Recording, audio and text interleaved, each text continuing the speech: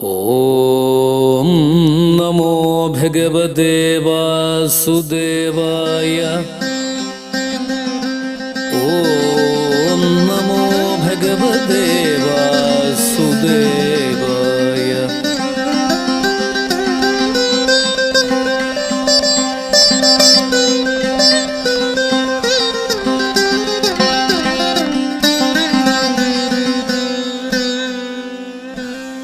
ബാലായ നീലവപുഷേ നവകിങ്കിണീക ജാലാഭിരാമ ജഘനായ ദിഗംബരായ ശാർദൂല ദിവ്യനഖഭൂഷണ ഭൂഷിതായ നന്ദാത്മജായ നവനീതമുഷേ നമസ്തേ.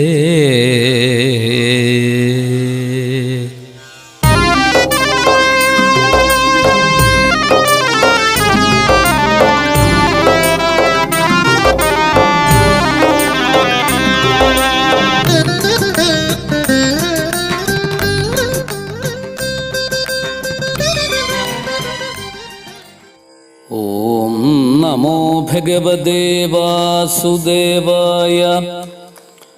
ഓം നമോ ഭഗവതേ വാസുദേവായ.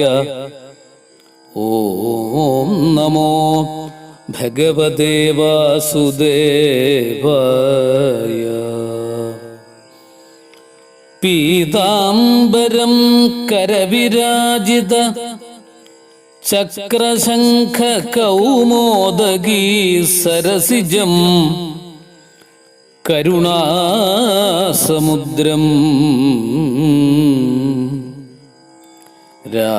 രാധാസഹായം അതിസുന്ദരമന്ദഹാസം വാതാലയേശം അനിശം ഹൃദി ഭാവയാമി. ശ്രീവാസുദേവം അനിശം ഹൃദി ഭാവയാമി. ധന്യാത്മാക്കളെ, സുഹൃത്തുക്കളെ, എല്ലാവർക്കും സാദര നമസ്കാരം. ശ്രീധരീയം ഭാഗവത പഠന സത്രത്തിലേക്ക് ഏവർക്കും സ്വാഗതം. ശ്രീധരീയം ഭാഗവത പഠന സത്രത്തിൽ ഇന്ന് ഭാഗവത പാഠം 89 ആണ് പഠിക്കുന്നത്. ശ്രീമദ് ഭാഗവത മഹാത്മ്യം 3-ാം അധ്യായത്തിലെ 51, 52, 53, 54 എന്നീ 4 ശ്ലോകങ്ങൾ പഠിക്കാം. ശ്രദ്ധയോടുകൂടി കേട്ട് പഠിക്കാം. യജ്ഞാദ്ഗർജതി സപ്താഹ സപ്താഹോ ഗർജതി വ്രതാൽ തപസോ ഗർജതി പ്രോച്ചൈഃ തീർത്ഥാൽ നിത്യം ഹി ഗർജതി. യജ്ഞാൽ ഗർജതി സപ്താഹ സപ്താഹോ ഗർജതി വ്രതാൽ തപസോ ഗർജതി പ്രോച്ചൈഃ തീർത്ഥാൽ നിത്യം ഹി ഗർജതി. യോഗാൽ ഗർജതി സപ്താഹോ ധ്യാനാൽ ജ്ഞാനാച്ഛ ഗർജതി. കിം ബ്രൂമോ ഗർജനം തസ്യ രേ രേ ഗർജതി ഗർജതി. യോഗാൽ ഗർജതി സപ്താഹോ ധ്യാനാൽ ജ്ഞാനാച്ഛ ഗർജതി. കിം ബ്രൂമോ ഗർജനം തസ്യ രേ രേ ഗർജതി ഗർജതി. ശൗനക ഉവാച സാശ്ചര്യമേതൽ കഥിതം കഥാനകം ജ്ഞാനാദിധർമ്മൻ വിഗണയ്യ സാമ്പ്രതം നിശ്രേയസേ ഭാഗവതം പുരാണം ജ്ഞാനം കുതോ ജാതം കുതോ യോഗവിദാദിസൂചകം. ശൗനക ഉവാച സാശ്ചര്യമേതൽ കഥിതം കഥാനകം ജ്ഞാനാദി ധർമാൻ വിഗണയ്യ സാമ്പ്രതം നിശ്രേയസേ ഭാഗവതം പുരാണം ജാതം കുതോ യോഗവിദാദിസൂചകം. സൂത ഉവാച യദാ കൃഷ്ണോ ധരാം ത്യക്ത്വാ സ്വപദം ഗന്തുമുദ്യത ഏകാദശം പരിശ്രുത്യാപ്യുദ്ധവോ വാക്യമബ്രവീൽ. സൂത ഉവാച യദാ കൃഷ്ണോ ധരാം ത്യക്ത്വാ സ്വപദം ഗന്തുമുദ്യത ഏകാദശം പരിശ്രുത്യാപ്യുദ്ധവോ വാക്യമബ്രവീൽ. ഈ 4 ശ്ലോകങ്ങളുടെ പദം, പദാർത്ഥം ഇവയൊക്കെ നമുക്ക് ശ്രദ്ധയോടുകൂടി മനസ്സിലാക്കാം. അതായത് യജ്ഞാൽ ഗർജതി സപ്താഹ സപ്താഹോ ഗർജതി വ്രജാൽ തപസോ ഗർജതി പ്രോച്ഛൈഃ തപസോ ഗർജതി പ്രോച്ഛൈഃ തീർത്ഥാൽ നിത്യം ഹി ഗർജതി. യജ്ഞാത് ഗർജതി സപ്താഹ സപ്താഹോ ഗർജതി വ്രതാൽ തപസോ ഗർജതി പ്രോച്ഛൈഃ തീർത്ഥാൽ നിത്യം ഹി ഗർജതി. ഇത്ര പദങ്ങളുള്ളൂ. യജ്ഞം, യജ്ഞാത് യജ്ഞം, വ്രതാനുഷ്ഠാനം, തപസ്. ഇതിന്റെ അർത്ഥം ഇതാണ്. യജ്ഞം, യജ്ഞം, പിന്നെ വ്രതങ്ങള്, വ്രതാനുഷ്ഠാനങ്ങള്, വ്രതാൽ, തപസ്, നിത്യവും തീർത്ഥസ്നാനം, പുണ്യതീർത്ഥങ്ങളിൽ നിത്യേന സ്നാനം ചെയ്യല് എന്നീ പുണ്യകർമ്മങ്ങളെക്കാൾ യജ്ഞാത് ഗർജതി സപ്താഹ സപ്താഹോ ഗർജതി വ്രജാൽ എന്ന് പറഞ്ഞാൽ യജ്ഞത്തെക്കാളും വ്രതാനുഷ്ഠാനത്തെക്കാളും തപസ്സിനേക്കാളും നിത്യവും പുണ്യതീർത്ഥങ്ങളിൽ സ്നാനം ചെയ്യുന്നതിനേക്കാളും അല്ലെങ്കിൽ ഇത്തരം കാര്യങ്ങളാകുന്ന ഈ പുണ്യകർമ്മങ്ങളെക്കാൾ സപ്താഹ ശ്രവണം ഉത്കൃഷ്ടമാണെന്ന് ഘോഷിക്കപ്പെട്ടിരിക്കുന്നു. ഗർജതി എന്നുള്ളതിന്റെ അർത്ഥം ഇവിടെ ഘോഷിക്കപ്പെട്ടിരിക്കുന്നു, ഉച്ചൈസ്തരം വിളിച്ചു പറയുന്നു. യജ്ഞങ്ങളെക്കാളും വ്രതാനുഷ്ഠാനങ്ങളെക്കാളും തപസ്സിനേക്കാളും നിത്യവും തീർത്ഥസ്നാനം ചെയ്യുന്നതിനേക്കാളും ഇതൊക്കെ പുണ്യകർമ്മങ്ങളാണ്. ഒന്നിന്റെയും മഹത്വം കുറച്ചു കാണിക്കുകയോ ഫലം കുറച്ചു കാണിക്കുകയോ ചെയ്യുന്നതല്ല. ഇതിലൊക്കെ നമുക്ക് എത്രമാത്രം ഫലം കിട്ടുമോ അതിനേക്കാളൊക്കെ ഫലം സപ്താഹ ശ്രവണം കൊണ്ട് കിട്ടും എന്ന് പറഞ്ഞാൽ സപ്താഹ ശ്രവണം ഒരു വലിയ തീർത്ഥമാണ്, വലുതായിട്ട് നമ്മളെ ശുദ്ധീകരിക്കുന്നതാണ് എന്ന് നാം തിരിച്ചറിയണം. അടുത്തതായിട്ട് യോഗാത് ഗർജതി സപ്താഹോ ധ്യാനാൽ ജ്ഞാനാൽ ച ഗർജതി കിം ബ്രുമോ ഗർജനം തസ്യ രേ രേ ഗർജതി ഗർജതി. യോഗാൽ ഗർജതി സപ്താഹോ. ഇനി അതെല്ലാം ഒരുമിച്ച് പറയാട്ടോ. യോഗം, യോഗാത് ഗർജതി സപ്താഹോ. ധ്യാനാൽ യോഗം, പിന്നെ ധ്യാനം, ധ്യാനാൽ ജ്ഞാനാച്ഛ ഗർജതി. അതുപോലെ ധ്യാനം, അതുപോലെ ജ്ഞാനം. കിം ബ്രുമോ ഗർജനം തസ്യ. നമുക്കൊന്നും പറയാൻ സാധിക്കില്ല. സപ്താഹം പറയുന്നു, അല്ലെങ്കിൽ ഭാഗവതം പറയുന്നു, ഇതാണ് ഞാനാണ് ശ്രേഷ്ഠൻ, ശ്രേഷ്ഠൻ എന്ന് പറയുന്നു, ഉച്ചത്തില് ഘോഷിക്കുന്നു എന്നാണ് ഈ പറഞ്ഞതിൻ്റെ താല്പര്യം. നോക്കാം നമുക്ക്. യോഗം, ധ്യാനം, ജ്ഞാനം എന്നിവയേക്കാൾ ഉത്കൃഷ്ടൻ ഞാനാണ്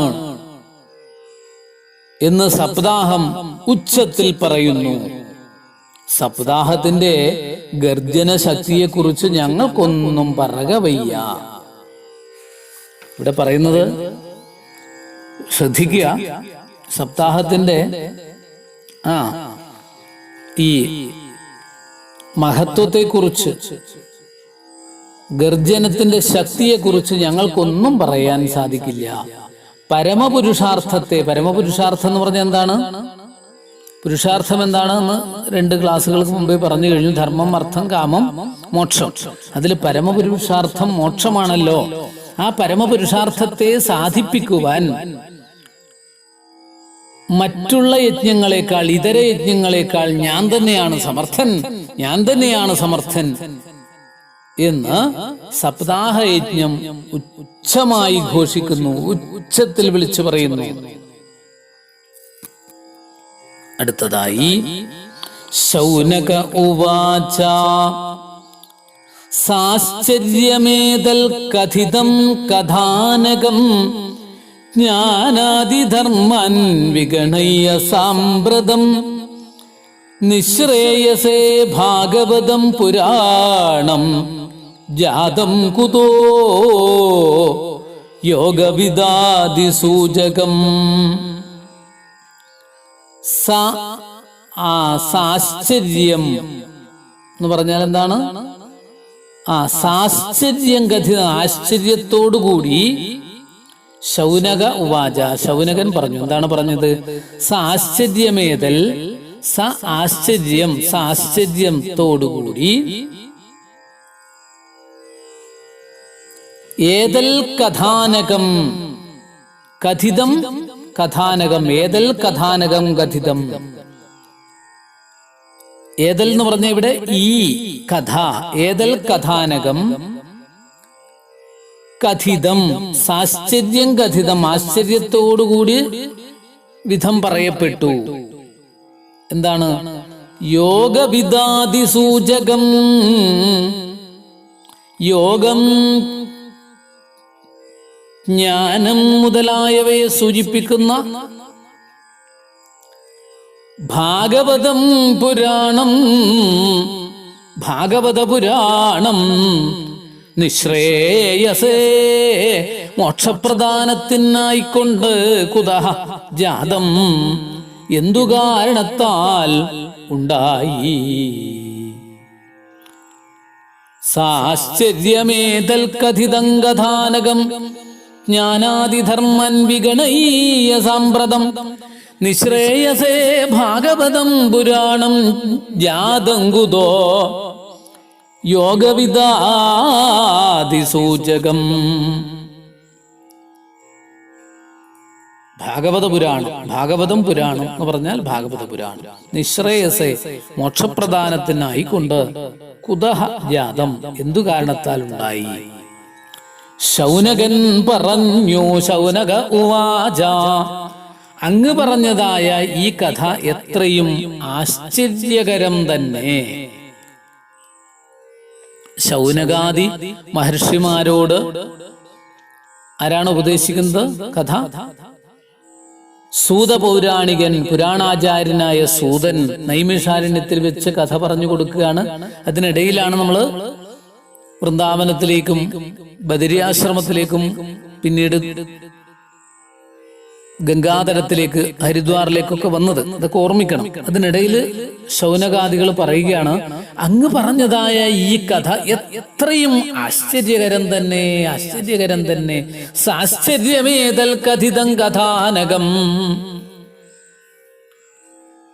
എന്തുകൊണ്ടെന്നാൽ ജ്ഞാനയോഗം, കർമ്മയോഗം, അഷ്ടാംഗയോഗം മുതലായ സാധനകളൊന്നും തന്നെ ഭാഗവത പുരാണ പാഠശ്രവണാദികളെ പോലെ സുഗമമായി മോക്ഷത്തെ സാധിപ്പിക്കുന്നില്ലെന്നാണല്ലോ ഈ കഥയുടെ സാരം.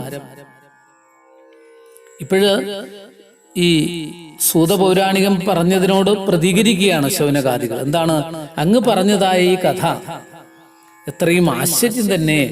കാരണം ജ്ഞാനയോഗം വളരെ വിശേഷമായിട്ട് വർണ്ണിച്ചു, കർമ്മയോഗത്തെ വർണ്ണിച്ചു പറഞ്ഞു കഴിഞ്ഞു, ഗുരുമുഖത്തിൽ നിന്ന് കിട്ടി, അഷ്ടാംഗയോഗത്തെ കുറിച്ച് കിട്ടി. പക്ഷെ ഇത്തരത്തിലുള്ളതായ സാധനകളൊന്നും തന്നെ ഭാഗവത പുരാണത്തിന്റെ പാഠശ്രവണാദികൾക്ക്, ഭാഗവതം പഠിക്കുന്നതിനും കേൾക്കുന്നതിനും ചൊല്ലുന്നതിനും പോലെ സുഗമമായിട്ട് മോക്ഷത്തെ സാധിപ്പിക്കുന്നില്ലെന്നാണല്ലോ ഈ കഥകളൊക്കെ പറഞ്ഞു തന്നത്.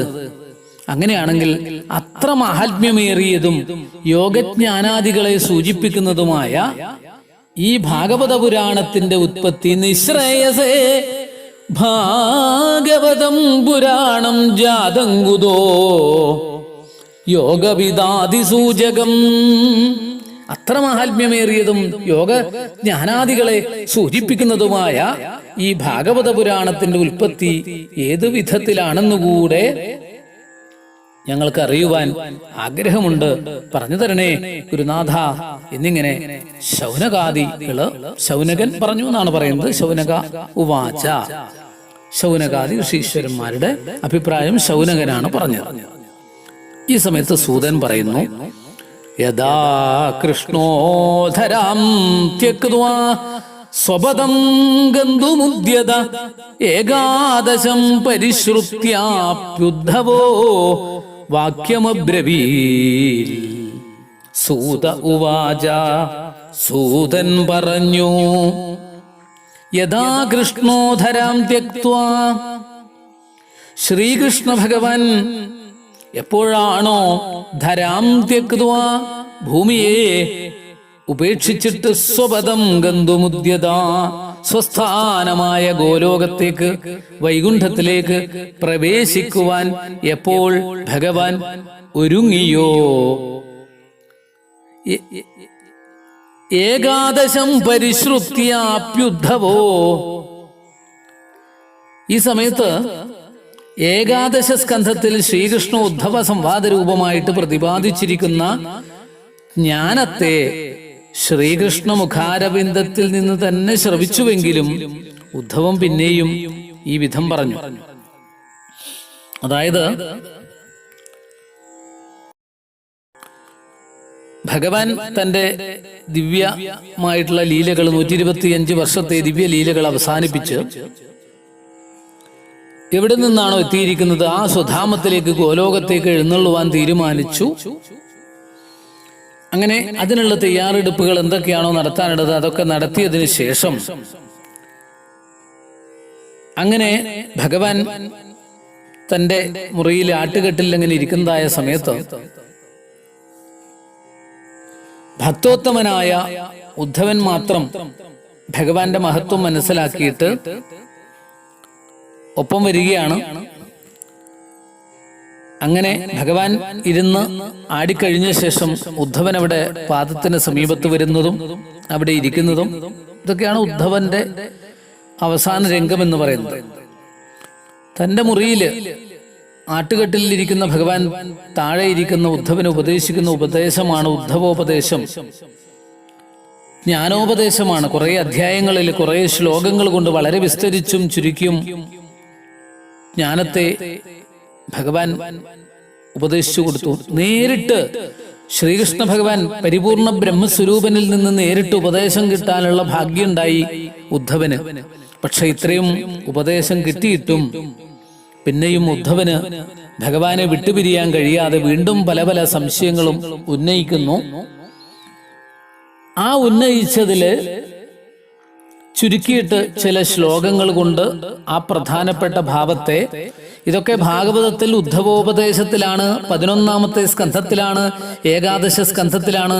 ഇതൊക്കെ എന്തിനാ ഇപ്പോഴേ പറയുന്നത് എന്ന് പലർക്കും സംശയം ഉണ്ടാകാം. ഇത് പറയുന്നത് മറ്റൊരു പുരാണത്തിലാണെന്ന് മറക്കരുത് കേട്ടോ. ഇത് പത്മപുരാണത്തില് ആ ഭാഗവതത്തിൽ ഉദ്ധവൻ ഇങ്ങനെയാണ് പറഞ്ഞത്, ഭഗവാൻ ഇങ്ങനെയാണ് പറഞ്ഞത് എന്ന് മുൻകൂട്ടി പറയുകയാണ്. അതിന്റെ മഹത്വം ഉൾക്കൊള്ളിക്കാൻ വേണ്ടിയിട്ട് പത്മപുരാണത്തില് ഇതാ ഇവിടെ പറഞ്ഞു എന്ന് മാത്രമേ ഉള്ളൂ. ഇത് നമുക്ക് വിസ്തരിച്ച് പിന്നീട് കേൾക്കാൻ സാധിക്കും. അതാണ് ഈ ശ്ലോകത്തിലൂടെ മനസ്സിലാക്കി തരുന്നത്. ശ്രീകൃഷ്ണൻ ഭൂതലത്തെ ഉപേക്ഷിച്ചിട്ട് സ്വസ്ഥാനമായ വൈകുണ്ഠത്തെ പ്രവേശിക്കാൻ എപ്പോൾ ഒരുങ്ങിയോ അപ്പോഴാണ് ഏകാദശ സ്കന്ധത്തിൽ ശ്രീകൃഷ്ണോദ്ധവ സംവാദ രൂപത്തിൽ, ഭഗവത് ഉദ്ധവ സംവാദ രൂപത്തിൽ,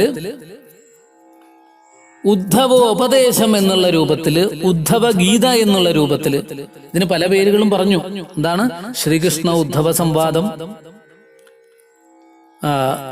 പിന്നെ ഉദ്ധവോപദേശം, ഉദ്ധവ ഗീത,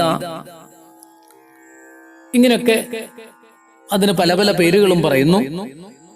അങ്ങനെ ശ്രീകൃഷ്ണ മുഖത്ത് നിന്ന് തന്നെ കേട്ടിട്ടും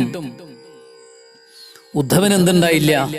സമാധാനായില്ല, പൂർണ്ണമായിട്ട് തോന്നിയില്ല. ഈ സമയത്താണ് ഉദ്ധവൻ വീണ്ടും ഭഗവാനോട് ചില ചോദ്യങ്ങളൊക്കെ ചോദിക്കുന്നത്. ഇനി അങ്ങോട്ടുള്ള ശ്ലോകങ്ങളിൽ ആ ചോദ്യങ്ങളാണ്, അതായത് ഉദ്ധവന്റെ വാക്കുകളാണ് പറഞ്ഞു തരുന്നത്. ശ്രദ്ധയോടുകൂടി നമുക്ക് കേട്ട് മനസ്സിലാക്കി പഠിക്കാനുള്ളതാണ് ഈ കാര്യങ്ങളൊക്കെ തന്നെ. ഇനി നമുക്കൊരു കാര്യം ചെയ്യാം. ഈ 4 ശ്ലോകങ്ങളിൽ പറഞ്ഞതിന്റെ മലയാളം ഏകദേശം നമുക്കൊന്ന് ശ്രദ്ധിക്കാം.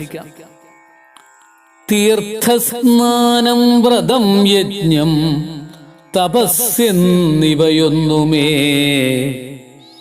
സപ്താഹശ്രവണത്തിന് സമമല്ലെന്നു നിർണയം. തീർത്ഥസ്നാനം, വ്രതം, യജ്ഞം, തപസ് എന്നിവയൊന്നുമേ സപ്താഹശ്രവണത്തിന് സമമല്ലെന്ന് നിർണയം. യോഗം, ധ്യാനം, ജ്ഞാനവുമെൻ സമമല്ലെന്നുറക്കനെ ഗർജിപ്പൂ സപ്താഹം ആരുണ്ടതിന് തുല്യമായി. യോഗം, ധ്യാനം, ജ്ഞാനവും എൻ സമമല്ലെന്നുറക്കനെ ഗർജിപ്പൂ സപ്താഹം ആരുണ്ടതിന് തുല്യമായി. ശൗനകൻ പറഞ്ഞു, ജ്ഞാനാദിധർമ്മങ്ങളെ തിരസ്കരിച്ചിടുന്നൊരീ അത്ഭുതമാം കഥാനകം മോക്ഷാസ്പദം യോഗവിദാദിസൂചകം ജനിച്ചതെമ്മട്ടിതി ചൊൽക സാമ്പ്രതം. ശൗനകൻ പറഞ്ഞു, ജ്ഞാനാദിധർമ്മങ്ങളെയും തിരസ്കരിച്ചിടുന്നൊരീ അത്ഭുതമാം കഥാനകം മോക്ഷാസ്പദം യോഗവിദാദിസൂചകം ജനിച്ചതെമ്മട്ടിതി ചൊൽക സാമ്പ്രതം. സൂതൻ പറഞ്ഞു, കൃഷ്ണൻ ഈ ധര കൈവിട്ടു വൈകുണ്ഠ പ്രാപ്തിക്കൊരുങ്ങവേ ജ്ഞാനോപദേശം കേട്ടിട്ടും ചൊന്നിതുദ്ധവരിങ്ങനെ.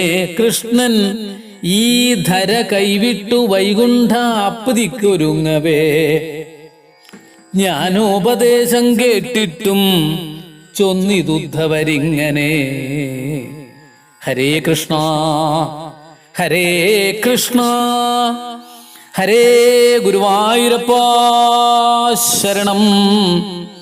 നാരായണ നാരായണ നാരായണ നാരായണ നാരായണ. വളരെ ഭംഗിയായിട്ട് അസലായിട്ട് സുബ്രഹ്മണ്യം തിരുവമ്പിത മലയാളത്തിൽ കൂടി അതിന്റെ ആശയം പറഞ്ഞു തന്നു. കേട്ടാലും മതി വരുന്നില്ല കേട്ടോ. അത്രയും മനോഹരം. മനോഹരം എന്ന് പറഞ്ഞാൽ ഇനി ഒന്നും പറയാനില്ല, മനസ്സിനെ ഹരിക്കുന്നതെന്നാണ് അർത്ഥം. ഇനി നമുക്ക് ഭാഗവതത്തിലേക്ക് ഒന്നുകൂടി വരാം. ഈ ഭാഗവതത്തിലെ ശ്ലോകത്തിന് ഇത്രയും സൗന്ദര്യോത്തരതോപി സുന്ദരതരം ത്വദ്രൂപം. ഗുരുവായൂരപ്പനോട് പറഞ്ഞതുപോലെ ഈ ശ്ലോകങ്ങൾക്ക് ഇത്രയും, അവിടുത്തെ ഈ സ്വരൂപത്തിന്, ഭാഗവത സ്വരൂപത്തിന് തന്നെ ഇത്രയും സൗന്ദര്യം ഉണ്ട് എന്നുള്ളത് അടിയങ്ങൾക്ക് മനസ്സിലാക്കി തന്ന ഭാഗവത സ്വരൂപിയായ ഭഗവാനെ കൃഷ്ണ അനന്തകോടി നമസ്കാരം എന്ന് പറഞ്ഞുകൊണ്ട് നമുക്ക് വീണ്ടും ഇതിലേക്ക് കിടക്കുക. ഈ ശ്ലോകങ്ങൾ ഏറ്റവും പ്രധാനപ്പെട്ടതാണെന്ന് തോന്നുന്നു. യജ്ഞാത് ഗർജ്യതി സപ്താഹോ ഗർജ്യതി വ്രതാത് തപസോ ഗർജ്യതി പ്രോച്ചൈഹി തീർത്ഥാൽ നിത്യം ഹി ഗർജ്യതി യോഗാത് ഗർജ്യതി സപ്താഹോ ധ്യാനാൽ ജ്ഞാനാച്ച ഗർജ്യതി യോഗാത് ഗർജ്യതി സപ്താഹോ ധ്യാനാൽ ജ്ഞാനാച്ച ഗർജ്യതി കിം ബ്രുമോ ഗർജനം തസ്യ രേ ഗർജ്യതി ഗർജ്യതി. ശൗനക ഉവാച സാശ്ചര്യമേതൽ കഥിതം കഥാനകം ജ്ഞാനാദിധർമ്മൻ വിഗണയ്യ സാമ്പ്രതം നിശ്രേയസേ ഭാഗവതം പുരാണം ജാതം കുതോ യോഗവിദാദിസൂചകം. സൂത ഉവാച യഥാ കൃഷ്ണോധരാം ത്യക്ത്വാ സ്വപദം ഗന്തുമുദ്യത ഏകാദശം പരിശ്രുത്യാപ്യുദ്ധവോ വാക്യം അബ്രവീൽ. ശ്രീഹരേ നാരായണ ഭക്തിയോടുകൂടി ചൊല്ലുക, ഭക്തിയോടുകൂടി പ്രാർത്ഥിക്കുക, ഭക്തിയോടുകൂടി നമസ്കരിക്കുക, ഭക്തിയോടുകൂടി ഭാഗവതത്തെ കാണുക, ഭക്തിയോടുകൂടി ഭാഗവതം പഠിക്കുക. ഇതൊക്കെയാണ് നമുക്ക് ഈ മഹാത്മ്യത്തിൽ നിന്ന് കിട്ടിയ സന്ദേശം. എല്ലാവരും ഉൾക്കൊള്ളുക, പലതവണ ആവർത്തിച്ച് പഠിക്കുക, അവനവന് വേണ്ടി പഠിക്കുക. ഇതൊരു മഹാഭാഗ്യമായിട്ട് കിട്ടിയതാണെന്നുള്ള ബോധത്തോടു കൂടി ഏറ്റെടുക്കുക. ഇതിൻ്റെ പിന്നിലുള്ള പ്രയത്നത്തെ ഗുരുവായൂരപ്പൻ തന്നെയാണ് നമുക്ക് ഇതിനൊക്കെയുള്ള കഴിവുകൾ തരുന്നത്. അതുകൊണ്ട് തന്നെ ആ ഗുരുവായൂരപ്പനെ മാനിച്ചുകൊണ്ട്, ആ ഭാഗവത സ്വരൂപിയായ ശ്രീകൃഷ്ണ പരമാത്മാവിനെ മാനിച്ചുകൊണ്ട് നമ്മൾ ഏറ്റെടുക്കുക, ശ്രദ്ധയോടുകൂടി പഠിക്കുക. ഭഗവാന്റെ അനുഗ്രഹം എല്ലാവർക്കും ഉണ്ടാവട്ടെ എന്ന് പ്രാർത്ഥിക്കുന്നു. ഹരി ഓം, നമസ്കാരം.